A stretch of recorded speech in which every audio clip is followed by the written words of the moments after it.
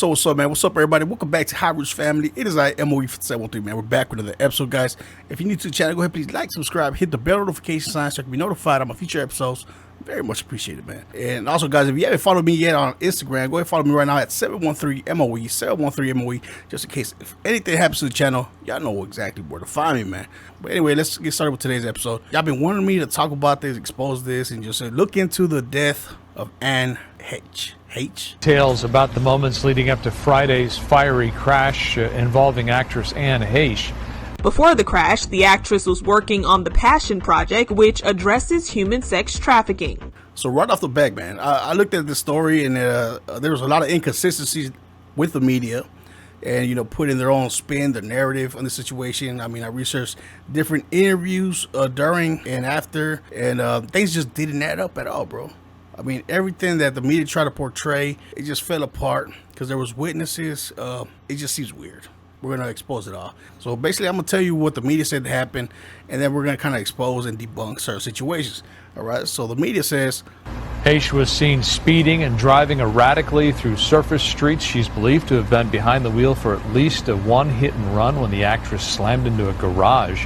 The dangerous ride came to an end when she smashed her car into a home in LA's Mar Vista neighborhood. That violent collision sparked a fire. The LAPD has served a warrant for a blood sample. They suspect she may have been under the influence. A representative for Heche says she remains in a coma and has not regained consciousness. And the reason these details were noticed is because we see her become fully conscious while frantically trying to escape the body bag and leg straps. Nothing was reported about this, and Heche's former boyfriend said that Anne was stable and expected to pull through. But then we are told she is in a coma.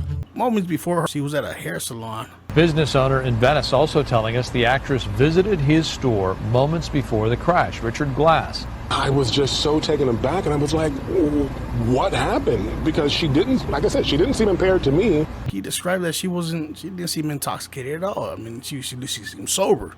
That's just one red flag right there. So the other thing they said that she crashed into the house and she was unconscious, which I found an interview of this guy that actually helped try to get her out, and he kind of exposed that she was conscious the whole fucking time. I mean, it's just strange. I mean, just take a listen to this. Dave was trying to extricate the woman from the car. He actually got the back of the car open and asked her if she was okay, and she replied she was. And then Dave and I ran to the back of the house to see if there was an alternative point to get in, because the smoke was just getting way too intense. But even the back of the house, we could hardly breathe. The smoke was making it difficult to see. So we came back around to the front and met up with the fire department, who asked if anybody was in the house, and we said, yeah, there's a car in the house with a woman in it.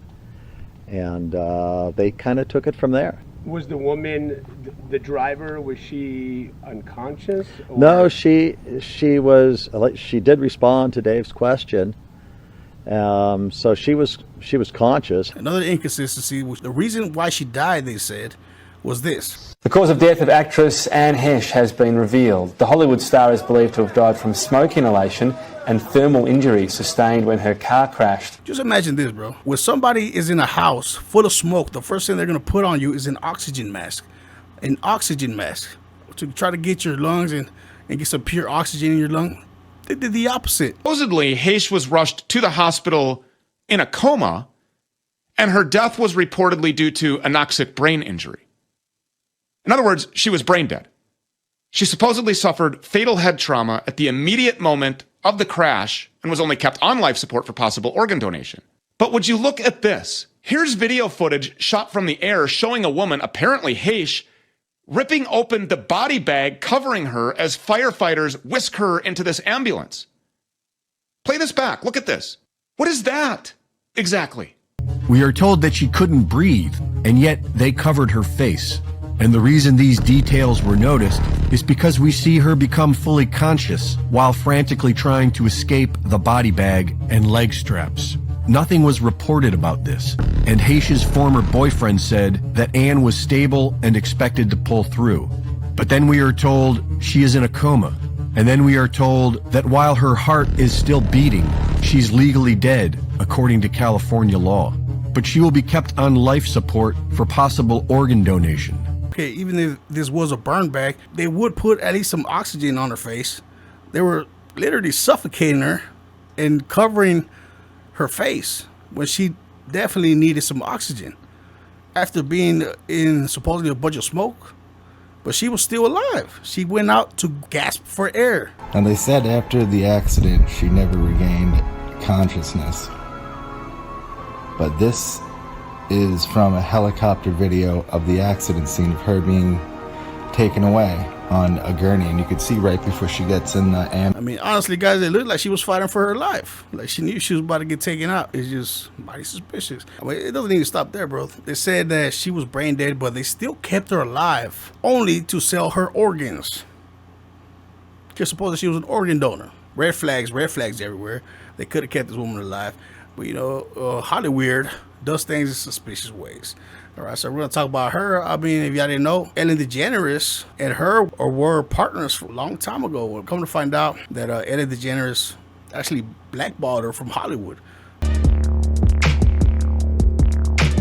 If you think about all the studios, the TV shows, the films that considered you and then thought, oh, wait, there's that Ellen cockblock that we have to consider. That's right. Let's just hire Mira Sorvino. When you took her to that movie premiere and you were basically blackballed from that moment on, that's a part of the story. So even recently when she was in the hospital before they even declared her dead, she was just cold as fuck. She didn't give a damn about it, bro. It looked like she was evil as fuck. We all know. And this is what she had to say, bro. Ellen, how are you, darling? Have you spoken to Anne Heche at all since her accident? Have not. Do you want to... We're not in touch with each other, so I wouldn't know.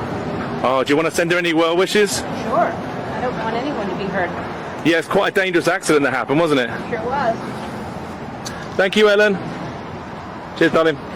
This is before they even declared her dead. I mean, she already knew what's up. She already knew the rituals in HollyWierd. All right, so at this point, you're probably wondering, like, man, why would you think that they want to kill her? All right, so recently, most of y'all know that she was making a sex trafficking movie / documentary. By understanding how human trafficking really works, you can make a difference in the life of someone at risk. For more information, please visit polarisproject.org. Help is available. Text BE-FREE to 233-733 or call the National Human Trafficking Hotline, 888-373-7888. Even way back in 2008, they just see she made a movie called Toxic Skies, basically exposing chemtrails. Everybody thought they were just conspiracy theories. I mean, she's been in these fields trying to expose stuff that she was probably not supposed to expose. But, you know, so, I mean, here's a clip. This might sound a little weird. Have you ever heard of chemtrails? Yeah, it's where the government's supposedly mixing chemicals in with jet fuel. Contaminating the white vapor trails that commercial airlines leave behind. Yeah, my son always says that when two of them cross, it looks like the sky's blowing your kids. All right, so what does this have to do with the outbreak? Well, go with me on this. I did a little research last night. What if it's true? What if the chemicals are affecting the general population somehow? Come on, Tess. You know these conspiracies pop up every time something goes wrong. Oh, I know.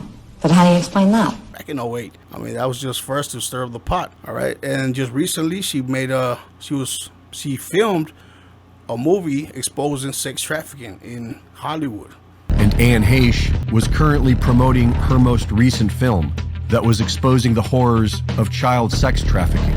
Child sex trafficking, along with all human trafficking, is the biggest business in the world. The slavery business is at an all-time high, and the thugs who run it are known for their satanic rituals. Ritual murders have always been, at a base level, a form of crowd control. I mean, is it just a coincidence that she had barely made a brand new movie / documentary about sex trafficking? I don't know, man. It's just a little iffy. I mean, ask me what I think about everything, and I just think it's very suspicious, very HollyWierd. And this is just what Hollywood motherfuckers do, man. Just like in the past when Cappy, Isaac Cappy, R.I.P., he started exposing certain Hollywood things. I mean, he accidentally killed himself, or he committed suicide, all right? And Jeffrey Epstein, he was about to expose, or they were afraid that he was going to cut out everybody in his Lolita Express. He accidentally killed himself. Or, I mean, are this really just coincidence? I mean, Paul Walker was making a movie also about human trafficking and sex trafficking, all right, exposing all that shit of kid trafficking. And also the Helena Hutchins, you know what I'm saying, the other woman that got shot during that movie of Rust. Alec Baldwin shot her, and she was also in the midst of a project of child trafficking. That's a documentary style. Is it just coincidence? I mean, we'll never know. Welcome to HollyWierd, guys. Welcome to HollyWierd.